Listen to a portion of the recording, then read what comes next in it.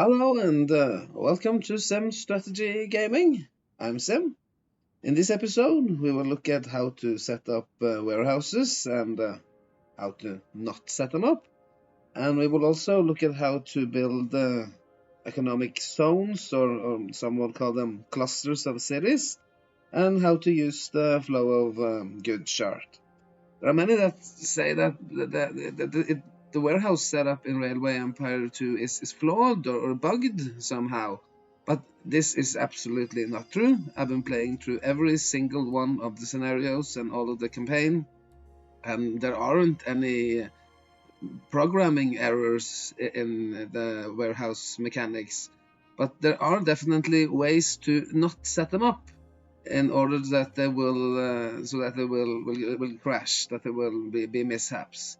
But hopefully during this tutorial we will be able to figure out how not to do this and how to take huge advantage of this warehouse mechanic and make sure that we are making very good revenue and no longer focusing only on building up some few cities, but having an evenly nice spread out all over the map, growing all the cities, making sure that all of the cities are getting pretty much all of the goods that they are needing, even though some goods might be further away from some cities than others. But first, before we get into the actual warehouse mechanics, I would like to introduce this map. This is the very first chapter of the campaign of Railway Empire 2. We are on the East Coast in the very early 19th century. And I have divided the map into 4 economic zones, circular paths. This one I will refer to as the New England zone, including Portland, Boston, New York, and Albany. And then here up north, the Quebec zone, including, of course, Quebec City, Montreal, Portland, and Bangor. And then we have a little awkwardly, but I will refer to this as the New York zone here in between, including Ottawa, Montreal, Albany, and Syracuse. Even though New York is actually part of the New England zone, but we can see with the concessions that this zone is primarily within the New York concession area. And then we have the Southern Ontario zone here, we just refer to this as Ontario, including Ottawa, Syracuse, Buffalo, Toronto. And then we have a little extension here down into London, which is not really part of a zone as such, but has 2 lines connecting it to the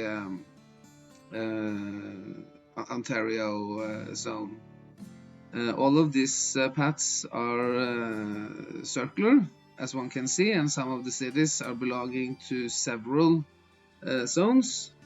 Those cities that do belong to several zones, they will have an even better growth than the others.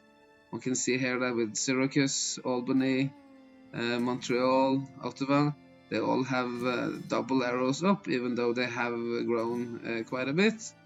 Also with Buffalo and Toronto being part of both the Ontario zone and also being fed from New York. There is a lot of nice resources on this map, though some of it is not quite evenly distributed. Looking at the lines that we have made, we see that they're all going in this circular manners like this, going round and around, one in counterclockwise direction and then one in clockwise direction. And then I made 4 of these lines so that they double each other up, because we can see that the trains are getting quite busy. Some of them are turning red, meaning that they are more or less filled up their capacity. But we can see that even though they are going around and around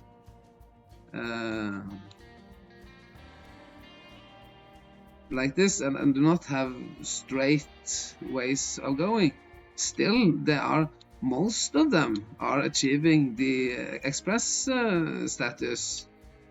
So because there aren't any faster way of going, and that are taking care of the incline, and also make these zones very, very smooth. They have smooth curves, and there is nothing particularly much blocking them.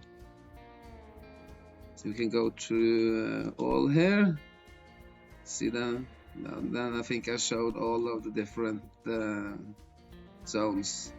There are also some lines that are just this single freight lines.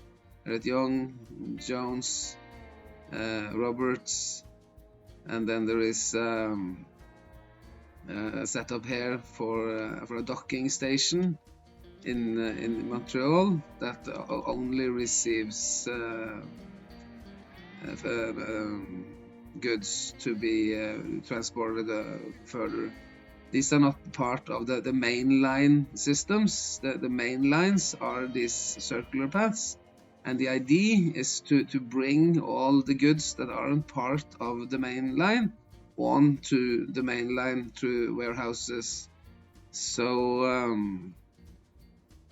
first of all, one can see that, say, with this Martin fruit farm over here, it is not part of the New England zone, but then it has a warehouse here in Boston that receives fruit.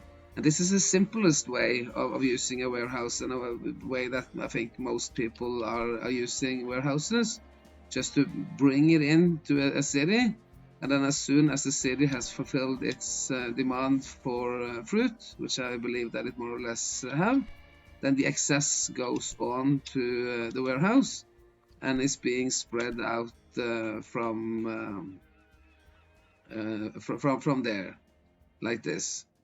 But then one can see that when the New England zone has been filled more or less, then it can go further on in Portland. There will be another warehouse here that includes fruit, and then I use two stations, because otherwise it would be very awkward, and these zones that they wouldn't be so smooth if I try to put all of the tracks into one station. So I use two stations, and then these two stations, they are mirrored. They contain the same type of goods, so then there are fruit in both Portland and also here in Portland South and Portland North. Important to, I think at least, to keep order and make sure that one doesn't get entirely confused by all of these lines and stations and such. So then to give them good names. And then one can see that fruit now travels into Boston, and then further on to Portland South, and then being transported for free onto Portland North, and then into the Ontario zone. And then there seemed to be a warehouse here as well. I mean, green means producing, gray means that there are a warehouse there, and red means that they are receiving, hopefully receiving. They're then neither producing or redistributing. They are wanting these fruits, and one can see how much fulfillment of demand there is. Quebec and Bangor haven't grown big enough, to want to receive as of yet. But then with Montreal, we have 3 stations, and then this station here, the easternmost, it does not contain fruit, because there are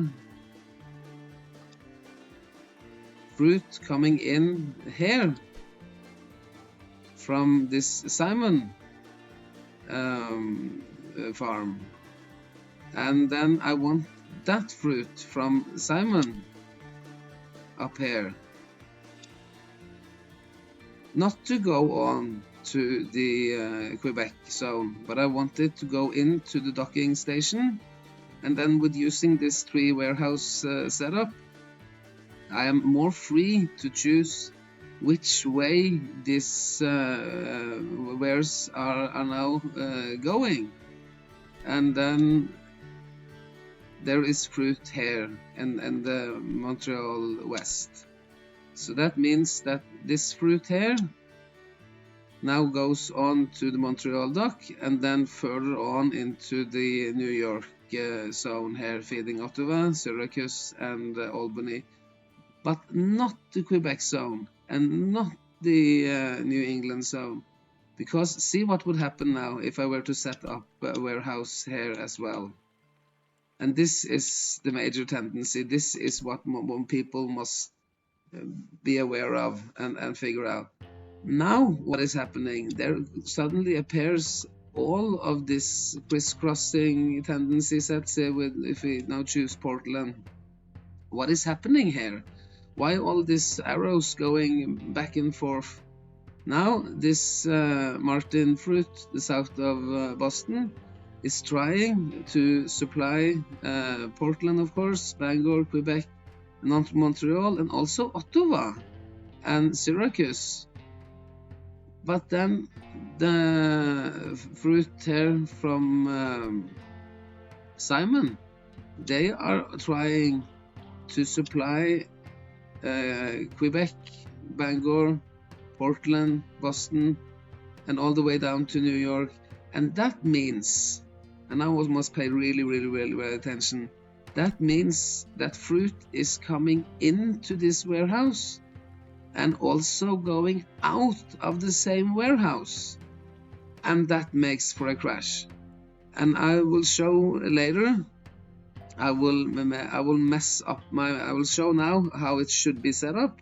And then later on, I will make for a lot of these crashes. And then if a warehouse is filled up from both sides of 2 zones, remember that we have these circular zones, these clusters of cities, and if one fills up from both sides and also try to take out from both sides, then the warehouse just keep filling up and filling up and filling up all the way. And then there will come a little warning triangle that is sometimes a little bit hard to see, but I will show you later on when how to notice this and how to pay heed. And that will not do. That will make for all of the cities not to receive the goods, and the goods will just be stuck inside the warehouses, which of course is a very bad thing. Then flow of goods is not properly functioning. But let's now go through the proper setup, see how we can go through first, see how all of the warehouses are being used, what they are filled with, and later on we will use the flow of goods chart to make more sense of this. Starting out with Albany, we see that Albany has wheat, corn, lumber, meat, and sugar in its eastern warehouse. And then there is Albany West, which is entirely mirrored. So in Albany, this set of goods are just being transported from one warehouse and then over to the other warehouse, depending on which direction they are coming from. And completely mirrored there. And then sometimes there will be warehouses on these rural stations, and then some of these goods are the same as we see both Albany and Allen. They are part of this redistribution network that goes from New England on to New York, the New York zone. And they are both more or less doing the same job, but since one can only have 6 goods in one warehouse, sometimes it might be clever to have two places where these zones intersect, so that one can have more than 6 altogether. We can see here now that here we have corn, wheat, lumber, meat, beer, and sugar. And down here we have corn, wheat, lumber, meat, and sugar. So sometimes they are the same to make for an easier flow into some of these cities, and sometimes there are need for more than 6 goods. Some of these do not contain any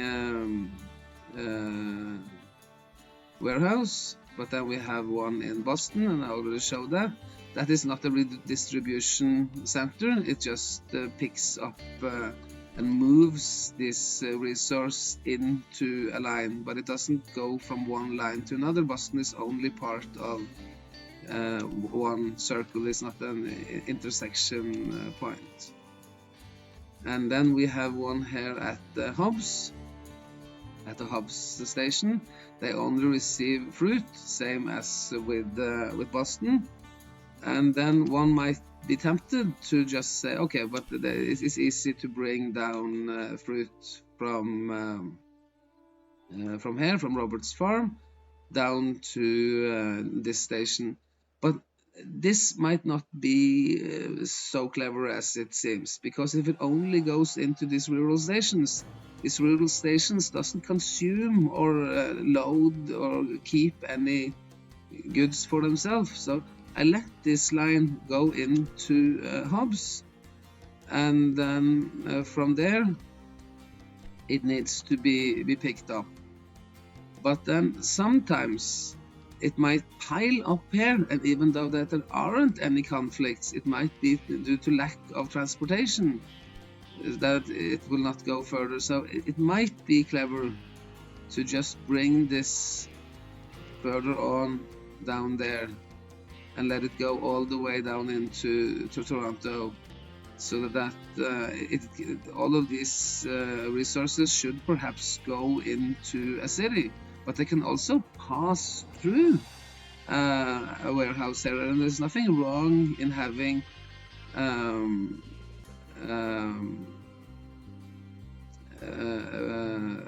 good being redistributed or moved down into another rural station, but it often is better to bring them all the way down into a city. And the best thing of all is to have both, so that they are both being distributed onto the rural station and also onto a city. You can see here now that it goes in all directions, being distributed from here, and it's also being distributed from Toronto. But not let get ahead of ourselves. And then there is one here in Lopez, which has these resources destined for London, or being taken from London. London is producing fashion and cloth, so that goes out from London and imported into London. There is corn, wheat, sugar, and milk. And then Toronto is also part of that distribution. They are sort of helping each other out, this Lopez and Toronto, so that they have a little bit of the same goods to make for an easier flow, to make that the flow of goods can come in from several places, to trying to take the shortest route, or if one resource is being used up, or one can have several choices. That the computer will have more to choose from if one doubles these up. Look more of that later. Here at Montreal, there is this docking station, and I named these stations very thoroughly, so that if there is only goods coming in, I will refer to that as a dock if there are no passengers on these lines. And otherwise I will give them names for which direction they are facing.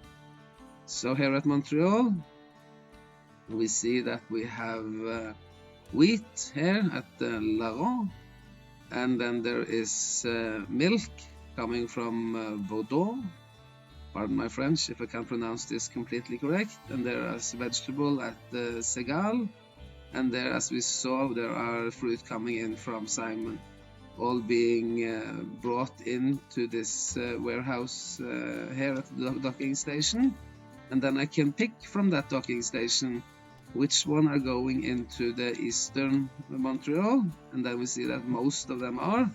Then we have wheat, milk and vegetables, and into the western station there are fruit being distributed, fruit only. And then in Portland is between these two zones, in between Quebec and New England. So let's see what we are moving back and forth here. Vegetables, fruit, fashion, and salt are being moved back and forth. And then this will be mirrored by the other station, the northern and the southern station are mirrors of each other. And then in Quebec is similar to Boston.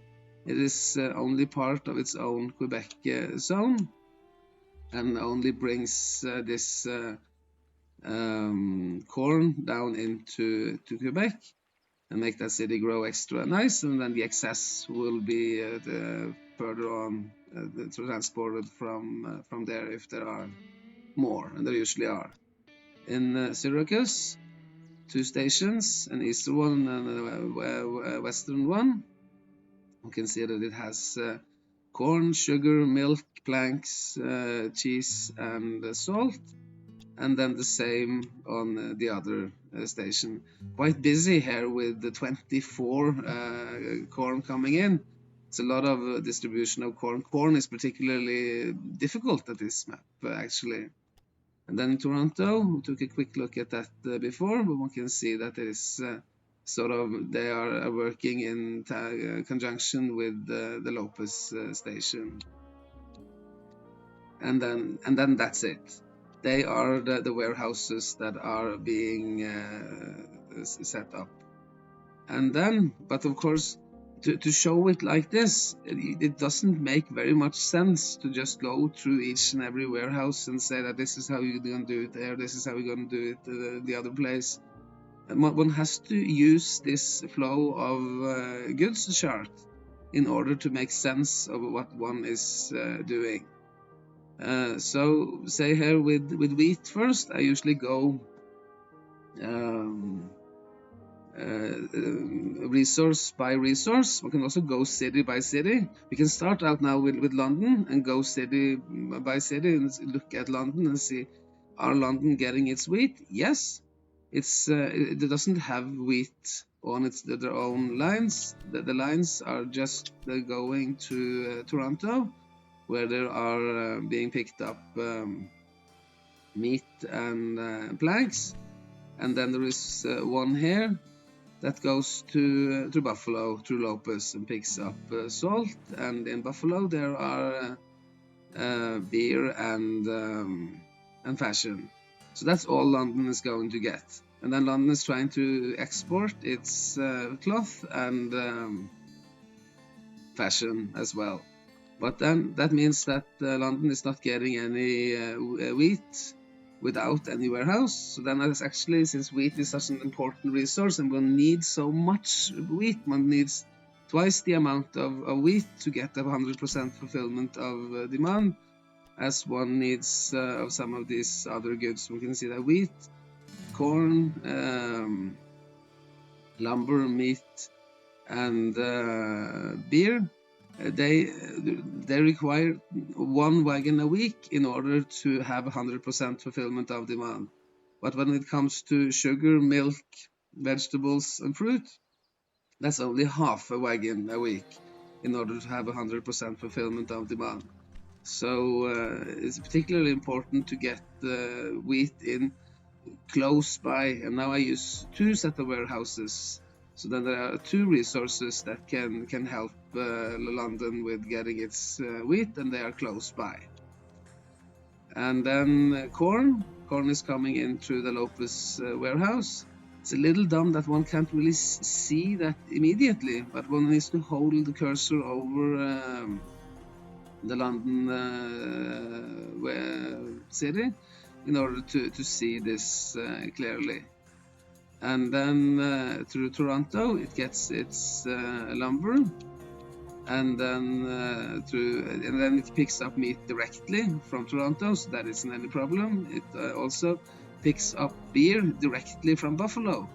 But then perhaps I was a little, I don't know if this isn't really necessary, but I had the room in the Toronto warehouse to also add a warehouse there for more beer. It can't have more than 100% fulfillment of demand, but just in case Buffalo run out of beer, or perhaps these lines were getting too busy, then I added a one in Toronto. But I might remove that later and rather have something else as demands, as London will definitely grow bigger and demand more. It will have perhaps other needs. And then, of course, London is weavery here, so then it needs wool. But wool can just go directly into the city, and there isn't any warehouse here in London. There's no need to redistribute the wool all over. Wool and livestock are only used for the actual factories, wool for weaveries and livestock for butcheries. And there is no need to take that anywhere else. Same with Toronto here. This livestock just goes straight into Toronto, and no point in bringing that further. Sometimes I bring it further, but that's only in special occasions. Sugar is a little different story. There are sugar only here on the very East Coast. So then how to bring sugar on to London? We can see that London is getting 100% fulfillment of demand. And I have 4 wagons now coming in. And how is that happening? It goes all the way here from New England, through both warehouses in Albany, and then through both warehouses in Syracuse, and then through this Lopez warehouse, and then further on. And then we see, oh, but this is enormously long, and if one has to build a line, dedicated line all the way, all over there, that would be very unprofitable, and would be like in Railway Empire 1, when one didn't have the warehouses, one would have to build a special line that took the sugar all the way. That would be a very long line and very unprofitable and awkward. This system, it looks neat and it's orderly, I think. And at least when one does computer programming, which Railway Empire in many ways is, this is very similar to many tasks that one can have as a computer programmer. It's very important to keep order and to have good names and to have a system that one can understand oneself. It doesn't matter if the computer program is super fantastically fancy and if you have the best computer in the world. If you as a programmer, or a player in this case, do not understand what you have been doing. But now one can see this, and this works very well. Of course, it takes a lot of train capacity to bring it on, but then having this 4-lane tracks, 2 in each direction, in each zone, it means that it has enough. So this works well. And then London is trying to export its cloth, and it does that through 2 different warehouses for extra nice export. And then, but it only goes on to the Ontario zone, but it goes through the 2 different warehouses for extra nice and smooth flow. Milk, it gets its milk up from here in this cross between New England and the New York zone, and goes through the Syracuse double warehouse there. and then through a warehouse here at Lopez and further on. It's not really getting enough, it seems. The game prioritizes these most basic goods first, and then it seems that and that there isn't enough milk.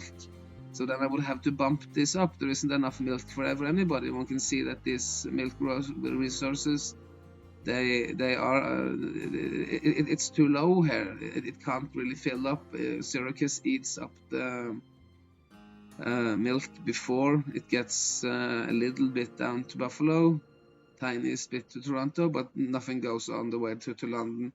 But this is not due to the setup. This is due to there being too little milk. So a warehouse cannot make more milk for you.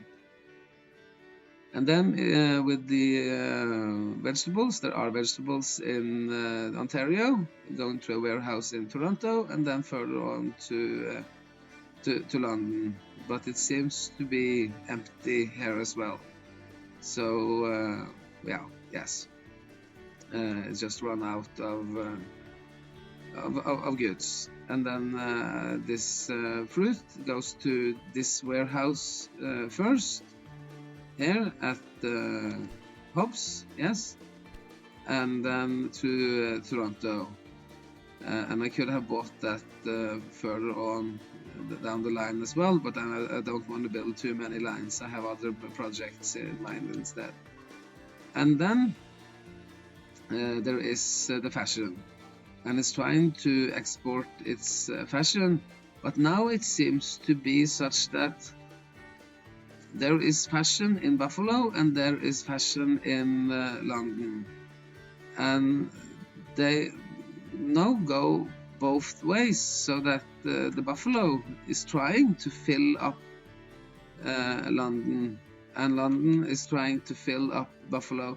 But this isn't any particular problem, because London will always be filled up by itself.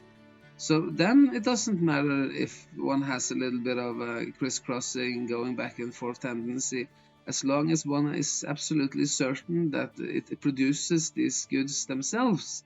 And then it will never require anything to go into from the other this line here from Buffalo into London with fashion. That will never be used, because London is producing its own fashion, and it has a weavery, and it has wool coming in, so then that will never happen. Planks gets directly from Toronto, so that's an easy case.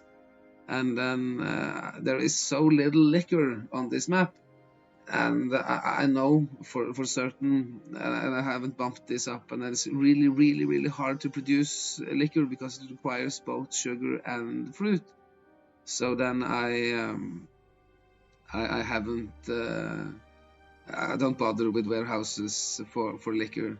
They can just stay on the zones that they are, and even say with this one in Syracuse, it can hardly keep up with demand in Albany, Montreal, Ottawa, Buffalo, Toronto, and of course itself. It tries to feed itself first, but then there is way too little, and the same goes for here in Portland. No point in trying to set up any warehouses or trying to bring it on. They are in the middle of two zones, and very evenly, nicely distributed on the map, and they can hardly take care of what they have set up in the first place. And then no cheese either.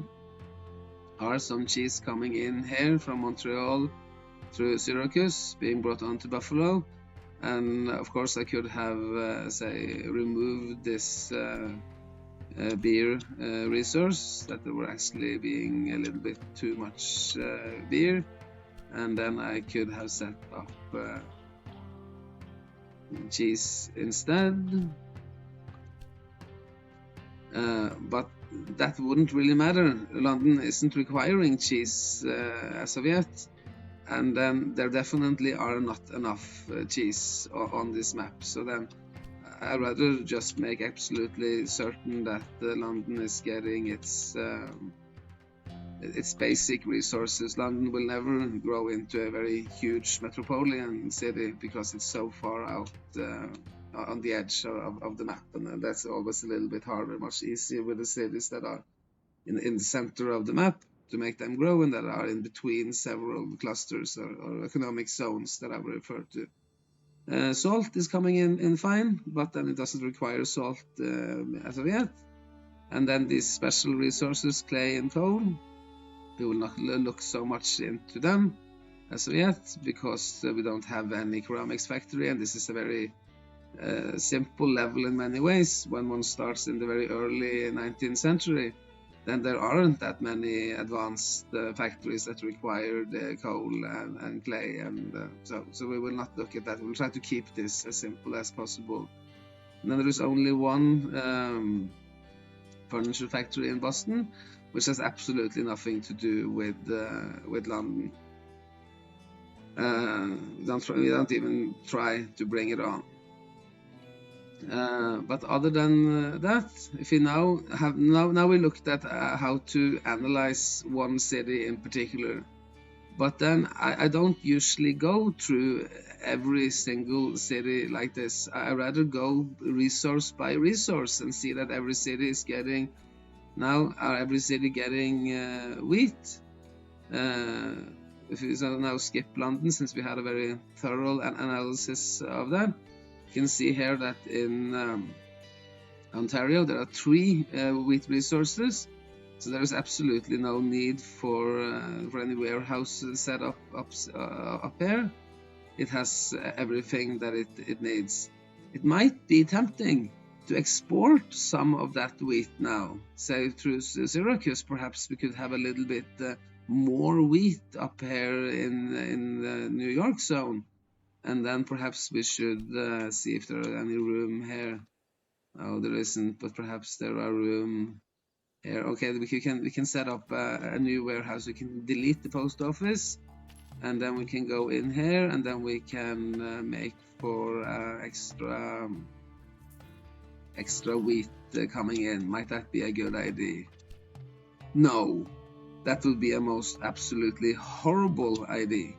Because there is already wheat, lots of wheat down here and in New York zone, and now the New York wheat is trying to supply all of the Ontario zone, and then all of this wheat here in Ontario will try to supply all the places in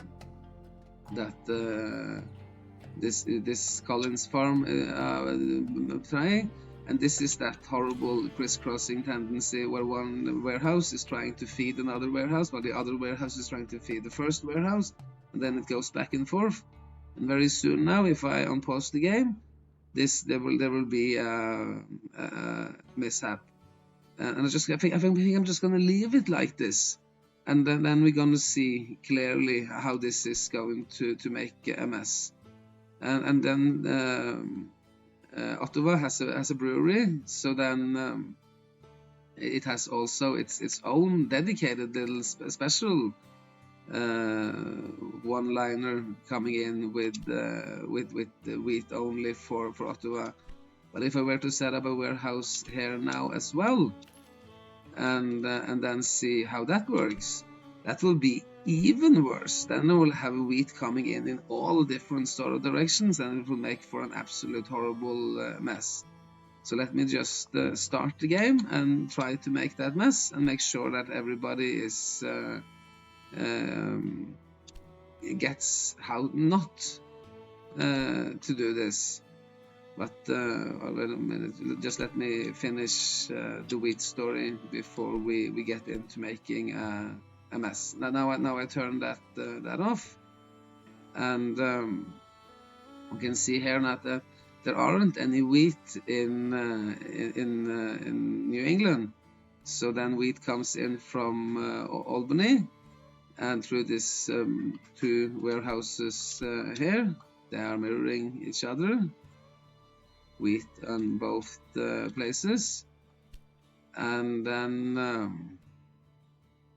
one can see that now, and also through wheat is both coming in through the Albany, but then for Portland it is also using this Allen station for making for tiniest little shorter trip. You don't need to have the wheat here as well. It will do fine without. Wheat will still be able to reach Portland, but it will be a little tiniest short, longer ride. And then when I have room in the warehouse, I have a double warehouse setup, then say, why not? Why not keep the flow a little smoother? Up here in the Quebec zone, there are wheat coming in from two places. They're coming in wheat from south of Albany, and there's coming in wheat from the north. But here on the south of Albany, no wheat. And then wheat goes on to the docking station, and then it goes into the easternmost warehouse only, like this. So one can see that Quebec is being fed by this south of Montreal warehouse only. But now that we have finished the wheat story, let me make for an absolute fantastic mess here. Really doing my best to ruin the entire system. One might think that it would be clever to have as many resources as possible in each and every warehouse, but that is not true at all. One needs to be very careful about this when one looks at the map now and see how this is crisscrossing back and forth and all these arrows going in different directions. This is absolutely the worst setup that one can have. So let me just unpause the game and make for a thorough mess while we further on go on to look at how corn is flowing. We have only 3 resources of corn, and some of them being down here. I mean, we haven't really explored this on competitor zone. This has nothing to do with this. So we have 2 resources here, and in our zone, and then sometimes instead of going city by city when there are only 2 resources, it might be easier to just select that single resource and then see how the flow is now moving. Flow is moving nicely. It is in the Ontario zone, so of course everybody in Ontario are getting their corn from this resource. There is 1 warehouse here at Lopez going down into London. There is a redistribution in Syracuse warehouses, and it goes on to Albany, over 1 to 2 warehouses there. Also 1 in the Allen station, and then it goes up to Montreal, like this. And this resource here, it produces 16 wagons a week. It is an enormously big resource. So then it takes care of 3 zones, and must seem a little unfair because the Quebec zone, it only takes care of Quebec. But then why haven't I divided this more equally? Why shouldn't Quebec take care of Quebec zone and also say New England, and then this resource here at Buffalo could take care of Ontario and New York. But the resource down in Buffalo, it is producing 10 times as much. This little up here has just been connected and produced 1.6 per week, and it has pretty much run out. There is 0.3 wagons waiting there, while down here this produces so much more, so it can take care of a much bigger part of the map. And I don't want to go to show onto all of the different cities. Here with lumber, there is lumber up here in Ontario, and it goes to a warehouse in Toronto and further on to London. No, we don't want to look at the quarterly report as of yet. So that is sort of okay. It should be pretty much self-explanatory. Much easier to use the flow of goods chart. And in my videos, I pretty much just use the flow of goods. I don't go and I say that, I advertise this, that warehouses are explained in my videos, but that doesn't mean that I go into each and every single warehouse for each and every single resource, because that would make for videos that would be 10 hours long. In some of these much bigger maps, that they would be enormously long. So one has to learn how to use the flow of goods chart and then just see how this evenly spreads out in order to really master Railway Empire 2.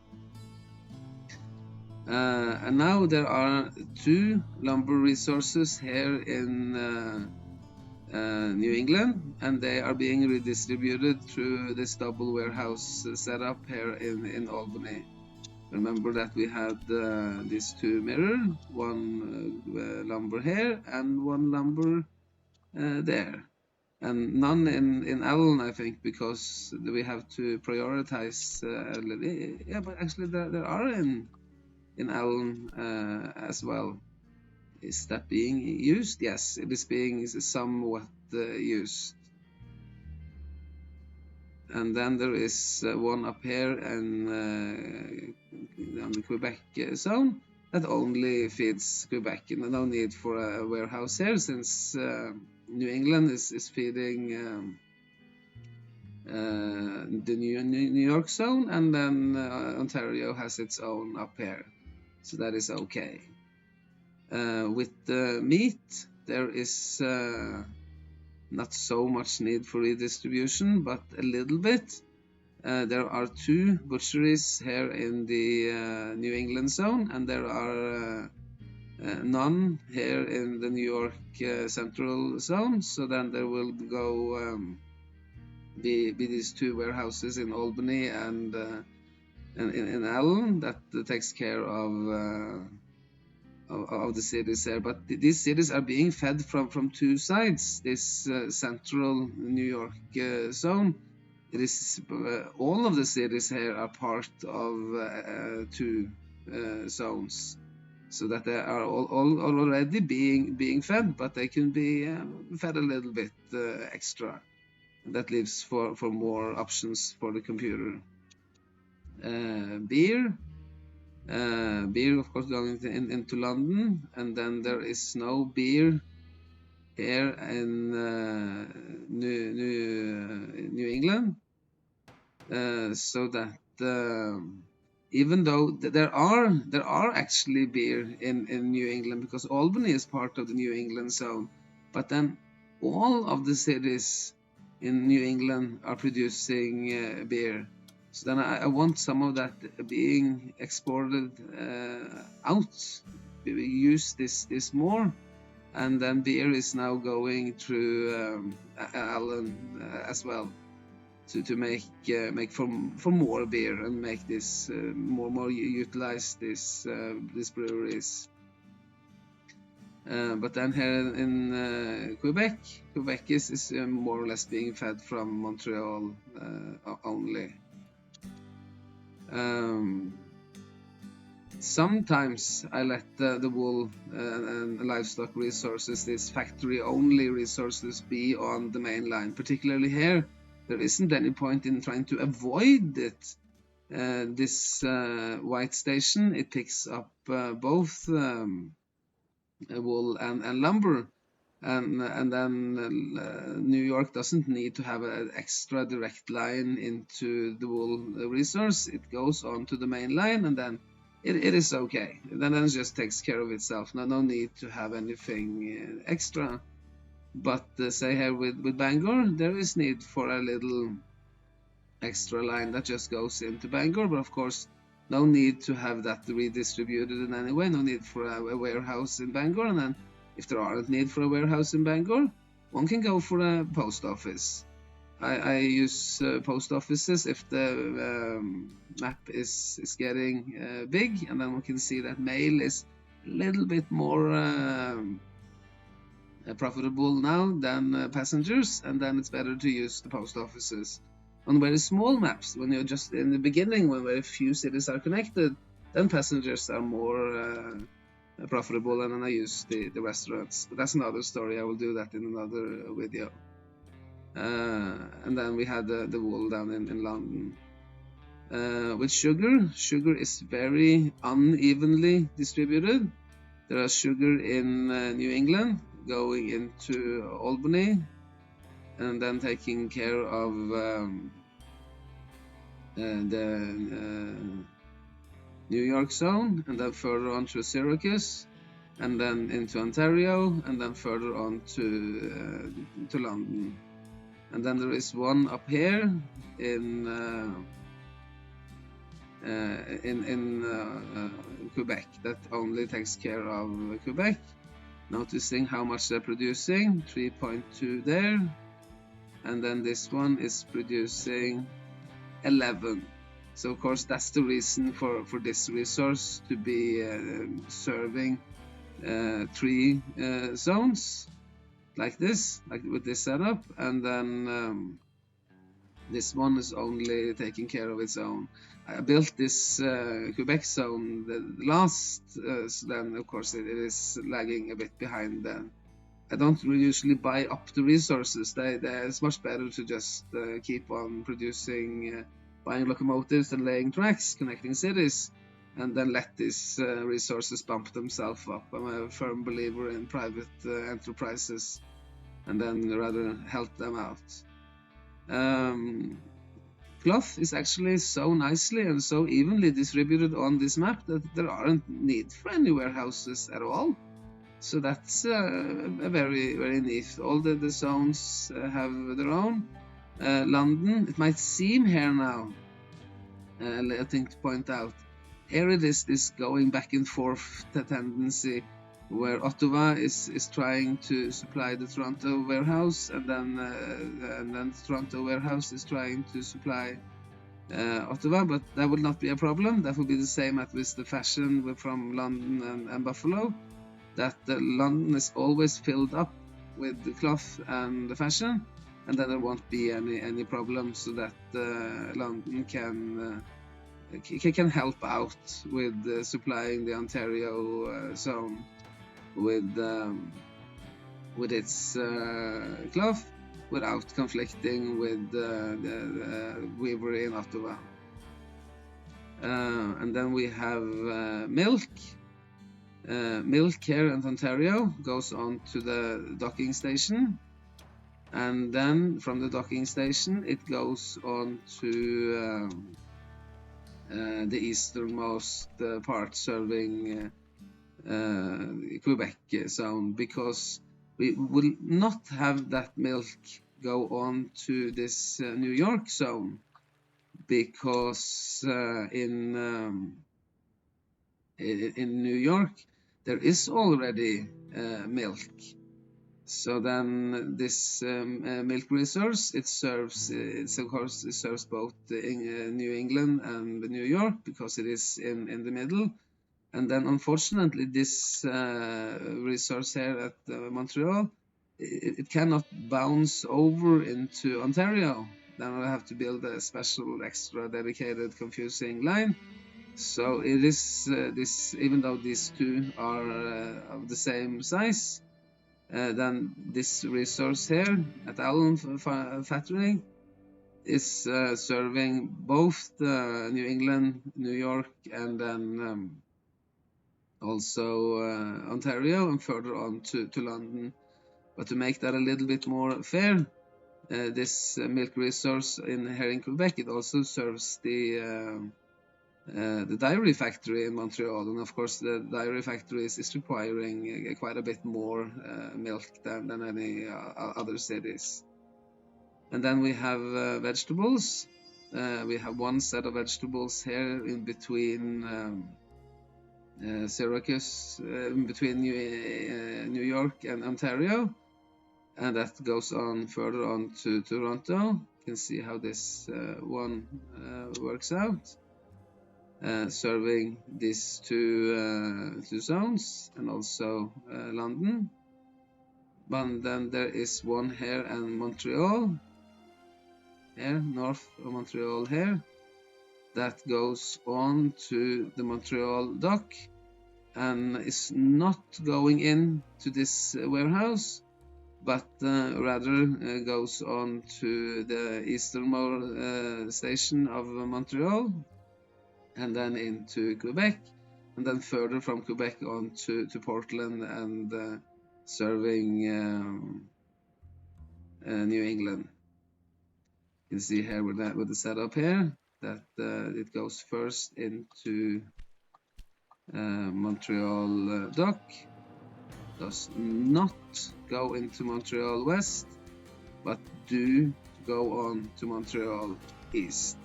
Very nice to be utilizing all of these stations. Then I think we already looked sort of carefully at the fruit. Fashion up here at Quebec, see how that is running. It's running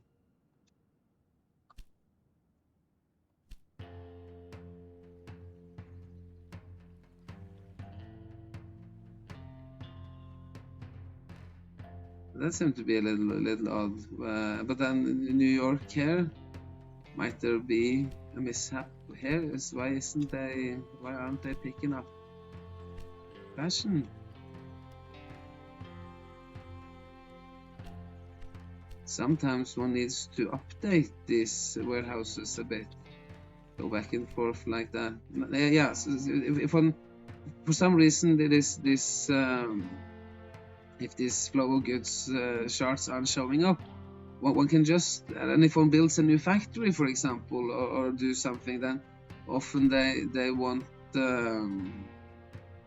updates. If you have opportunity to build a new factory anywhere, yes, say with Boston, for example, if I build a new factory now down in Boston, I just build whatever, might not be the cleverest thing to build, but let's say a plank.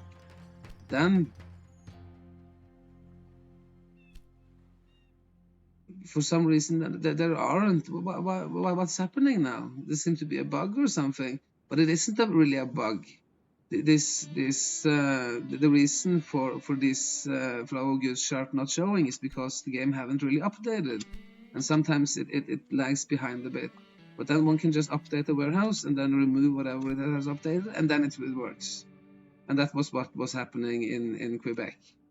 It just hadn't updated. But of course, the fashion factory here at Quebec, it supplies Quebec and also New York. But then I believe that New York is already being supplied, and this fashion factory up here is a new one. The computer has built it while we were playing. And then it's very important to go in and turn that off to avoid a crisscrossing tendency so that the factory here at Quebec isn't trying to supply, say, Boston, while the New York factory is trying to supply, say, Bangor. That would be a mess. So trying to avoid that. Here Buffalo seems to be trying to supply London, but it cannot because London is already producing. And so then fashion is coming on to the entire Ontario zone. And then I didn't bother with any warehouses to bring it into the New York zone because they are already being supplied because they are part of the other zones, Albany being part of New England and Montreal being part of Quebec. And then with planks, there aren't any. Oh, no, there are popping up factories because we've been letting the game just run because I want to show this error that happens with the wheat.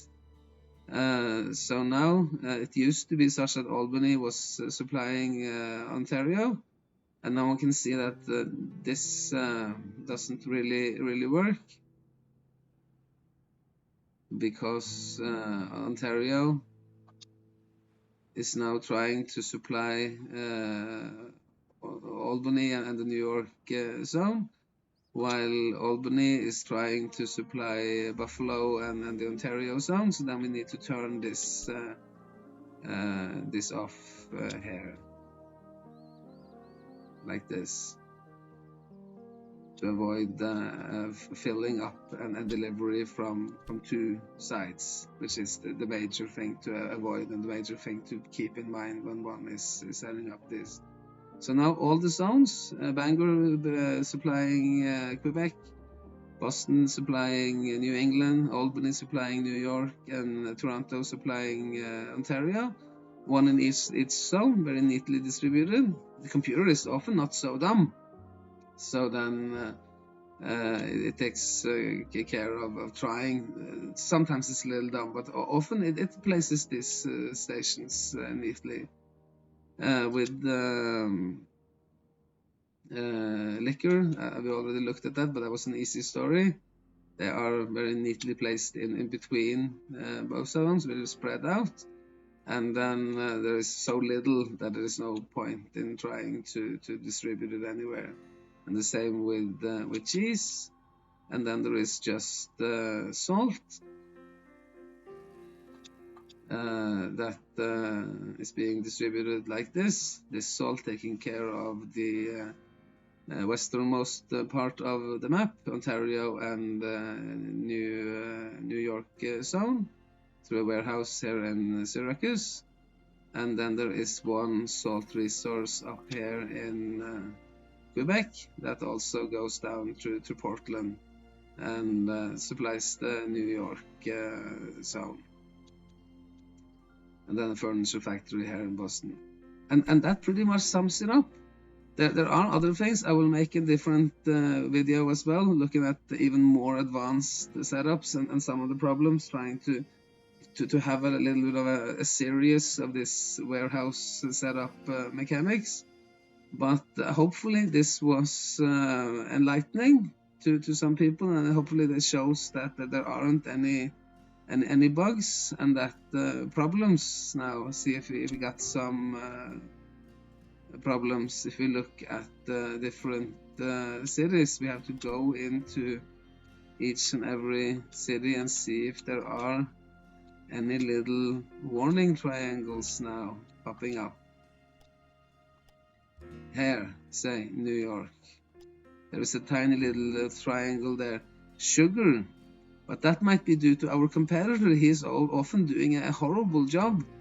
And then sugar seemed to have been waiting for some time, but sugar is also coming in, but at least there are some problems there. I don't think that is due to our setup, because sugar should be coming straight in from up north, but then it seems that it is waiting for sugar from our competitor zone to come in. Of course, that is sort of annoying.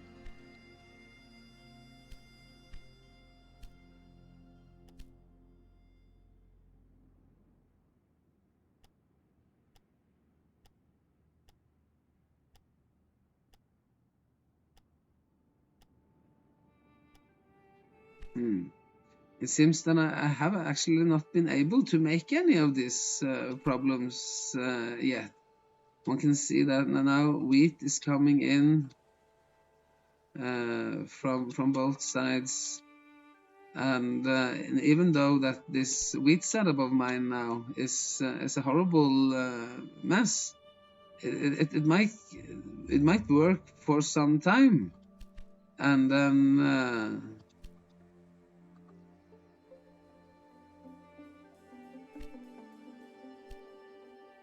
well, I wasn't really able to reproduce the error and make this go wrong, even as I tried my best.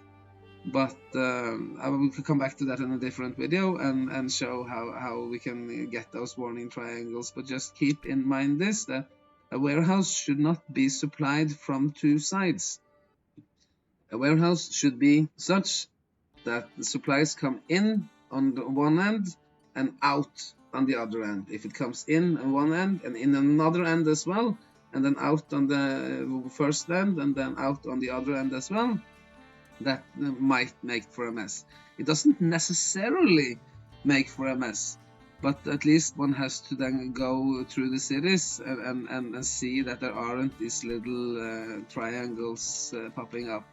There might have been a lot more triangles, and I think if I let the game run for even some longer time, there might be more problems. But now this has disappeared. Now it hasn't been waiting for that long, and it seems that our competitor has been able to deliver the goods in time. But to finish off, there is one, perhaps the most crucial part of the flow of goods, are the flow of the passengers. We are making a lot more money from passengers and mail than we are making from freight. Freight being often the least profitable way of making money, and passengers being second, and then mail often as the empire grows, it becomes the most profitable. So to go through and look at all of the cities that are in our network and see that also the passengers are going to the right stations, and see that there are,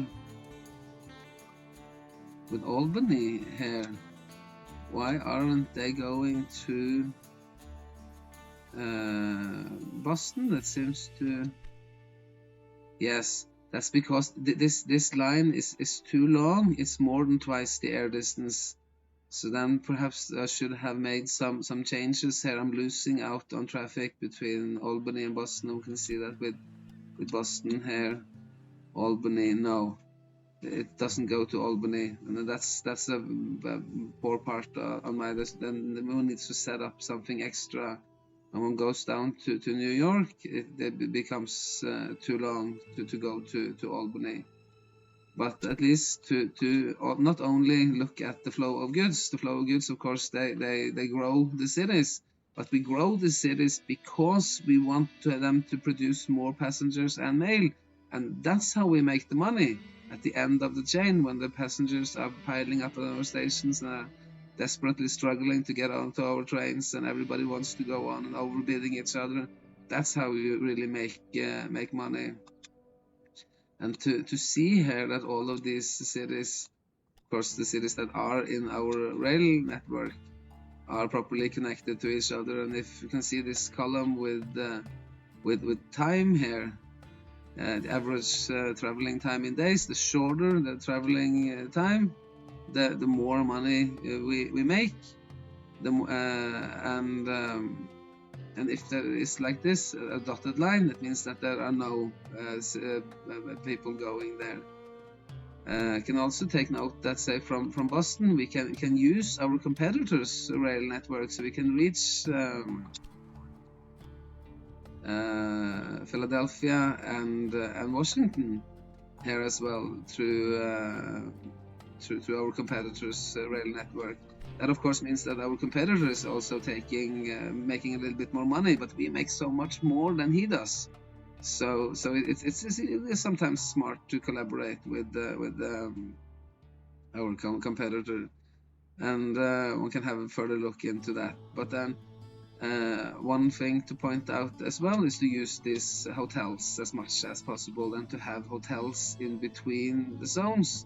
And hotels are a little bit like with warehouses, and that's why I'm mentioning now briefly at the end of the video that it's important not only to set up warehouses for goods, but also set up hotels for passengers. And we can see that some of these hotels now are running really, really nice. Here at Baker, there is no point in having a hotel, or is there? Yes, there is, because even though it is in between two zones or two cities, they are actually changing back and forth a little bit to go from one line to another, and that evens out the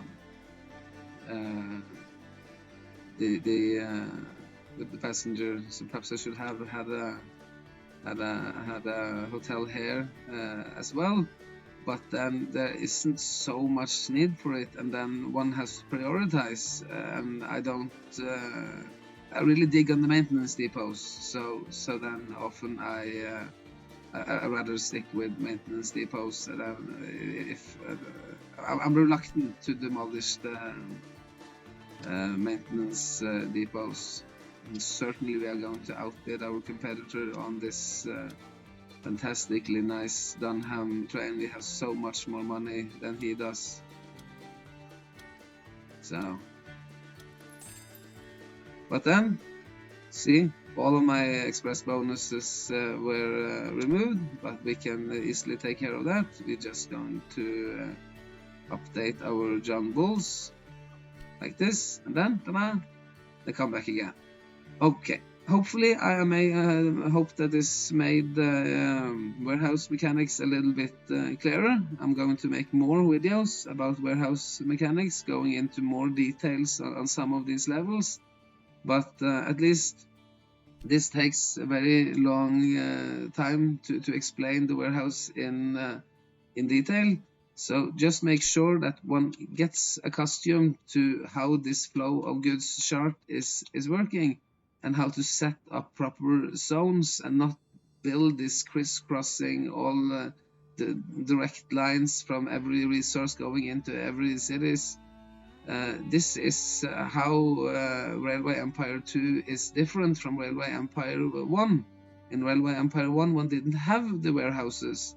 So then people that have played a lot of Railway Empire 1, they often make for these very long lines that go into a cities. But there isn't any need for this in Railway Empire 2. Make proper clusters. A cluster should at least be 3 cities. 2 city clusters are a bit awkward, but sometimes that happens as well. Build 4 city clusters. That is my favorite. But of course, the cluster can be pretty much as one likes, as long as they are connected to each other passenger-wise. As long as the clusters are such that one can go from Portland here and on to say Quebec, for example, because this is a smooth circle. If the circle had been too awkward or too oval, it should be pretty neat and circular circle, even circle. Then to set these up, and then to set up warehouses in between the different circles that are intersecting. Here a little buggy mishap as they clog up on the due to a mishap with these gridirons, but then one can just fix it with the gridirons. But anyways, I think this video has been long enough, and then I just want to say goodbye. One can feel free, of course, like and subscribe, and hope to see you next time. And in the meantime, enjoy the game and take care.